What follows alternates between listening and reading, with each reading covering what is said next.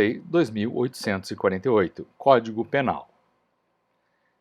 O Presidente da República, usando de atribuição que lhe confere o artigo 180 da Constituição, decreta a seguinte lei. Parte geral. Título 1. Da aplicação da lei penal. Anterioridade da lei. Artigo 1º. Não há crime sem lei anterior que o defina. Não há pena sem prévia cominação legal. Lei penal no tempo. Artigo 2º. Ninguém pode ser punido por fato que lei posterior deixa de considerar crime, cessando em virtude dela a execução e os efeitos penais da sentença condenatória. Parágrafo único. A lei posterior que de qualquer modo favorecer o agente aplica-se aos fatos anteriores, ainda que decididos por sentença condenatória transitada em julgado. Lei excepcional ou temporária. Artigo 3º. A lei excepcional ou temporária, embora decorrido o período de sua duração ou cessadas as circunstâncias que a determinaram, aplica-se ao fato praticado durante sua vigência. Tempo do crime. Artigo 4º.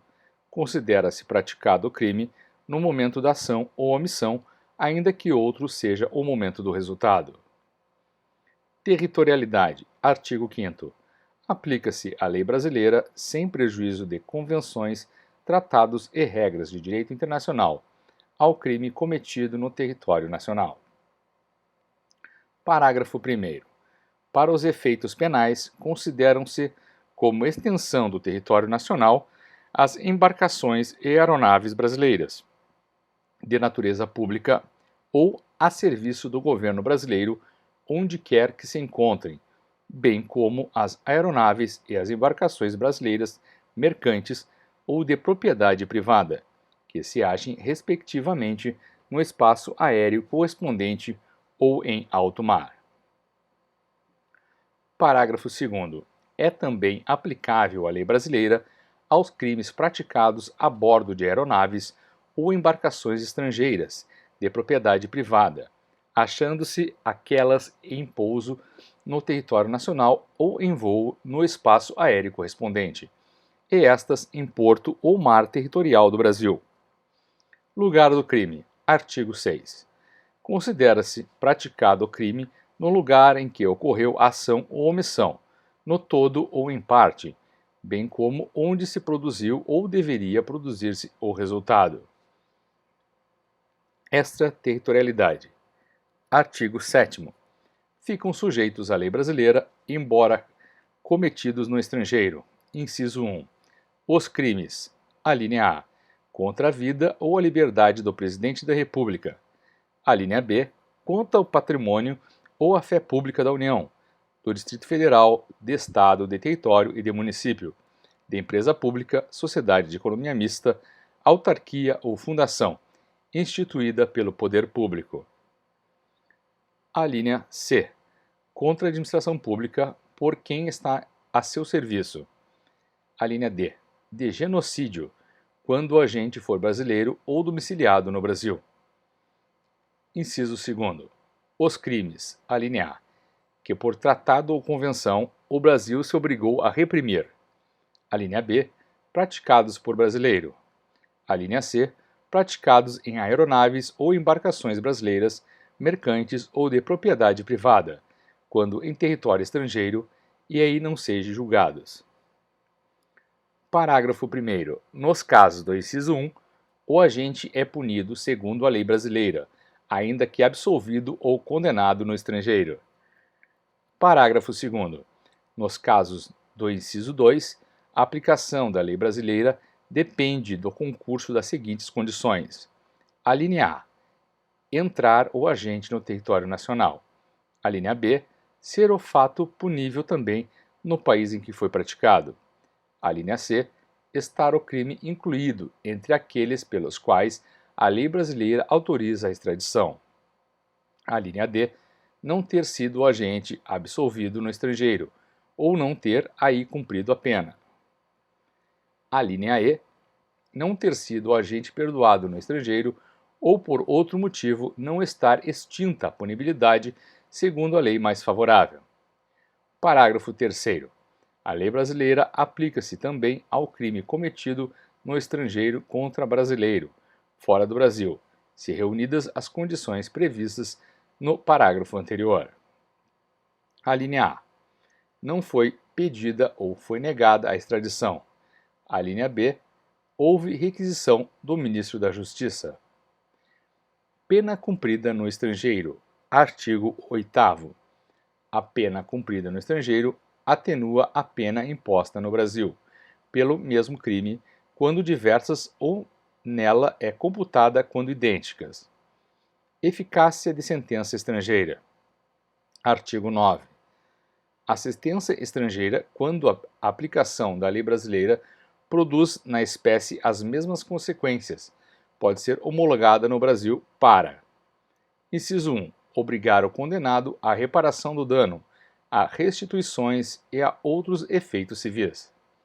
Inciso 2. Sujeitá-lo à medida de segurança. Parágrafo único.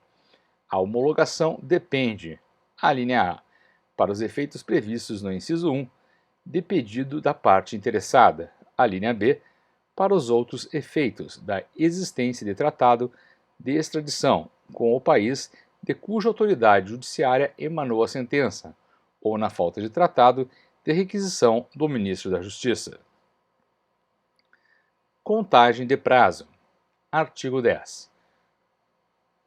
O dia do começo inclui-se no computo do prazo. Contam-se os dias, os meses e os anos pelo calendário comum. Frações não computáveis da pena. Artigo 11.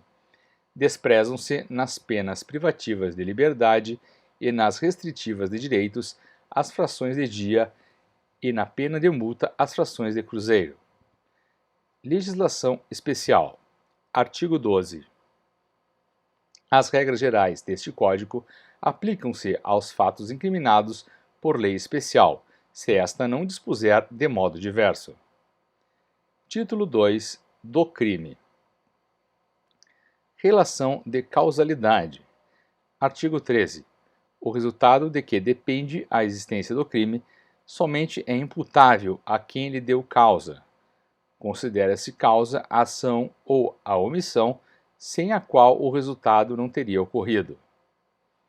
Superveniência de causa independente. Parágrafo 1º.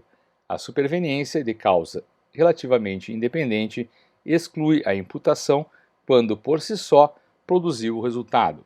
Os fatos anteriores, entretanto, imputam-se a quem os praticou. Relevância da omissão. Parágrafo 2º.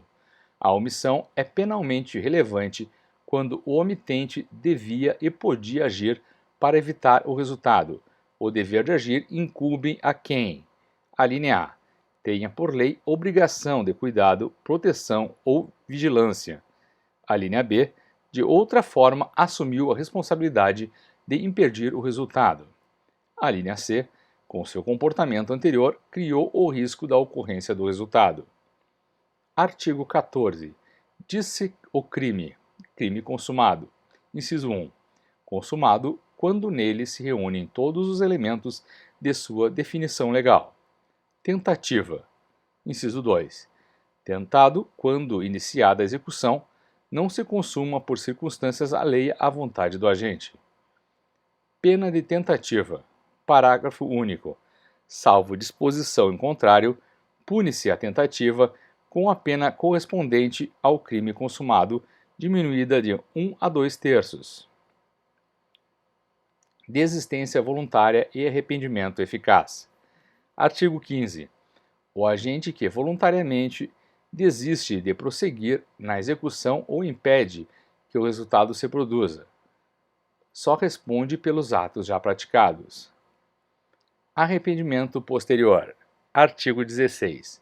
Nos crimes cometidos sem violência ou grave ameaça à pessoa, reparado o dano ou restituída a coisa, até o recebimento da denúncia ou da queixa, por ato voluntário do agente, a pena será reduzida de 1 a 2/3. Crime impossível. Artigo 17. Não se pune a tentativa quando, por ineficácia absoluta do meio ou por absoluta impropriedade do objeto, é impossível consumar-se o crime. Artigo 18. Disse o crime, crime doloso. Inciso 1. Doloso, quando o agente quis o resultado ou assumiu o risco de produzi-lo. Crime culposo. Inciso 2. Culposo, quando o agente deu causa ao resultado por imprudência, negligência ou imperícia. Parágrafo único. Salvo os casos expressos em lei, ninguém pode ser punível por fato previsto como crime, senão quando o pratica dolosamente. Agravação pelo resultado. Artigo 19. Pelo resultado, que agrava especialmente a pena, só responde o agente que houver causado, ao menos culposamente. Erro sobre elementos do tipo. Artigo 20. O erro sobre elemento constitutivo do tipo legal de crime exclui o dolo, mas permite a punição por crime culposo, se previsto em lei. Discriminantes putativas. Parágrafo 1º. É isento de pena quem, por erro plenamente justificado pelas circunstâncias, supõe situação de fato que, se existisse, tornaria a ação legítima. Não há isenção de pena quando o erro deriva de culpa ou de fato é punível como crime culposo. Erro determinado por terceiro. Parágrafo 2º. Responde pelo crime o terceiro que determina o erro. Erro sobre a pessoa. Parágrafo 3º. O erro quanto à pessoa contra a qual o crime é praticado não isenta de pena. Não se consideram, neste caso, as condições ou qualidades da vítima, senão as da pessoa contra quem o agente queria praticar o crime. Erro sobre a ilicitude do fato. Artigo 21. O desconhecimento da lei é inexcusável. O erro sobre a ilicitude do fato, se inevitável, isenta de pena. Se evitável, poderá diminuí-la de 1/6 a 1/3. Parágrafo único. Considera-se evitável o erro se o agente atua ou se omite sem consciência da ilicitude do fato, quando lhe era possível, nas circunstâncias, ter ou atingir essa consciência. Coação irresistível ou obediência hierárquica. Artigo 22. Se o fato é cometido sob coação irresistível ou em estrita obediência à ordem não manifestadamente ilegal de superior hierárquico, só é punível o autor da coação ou da ordem.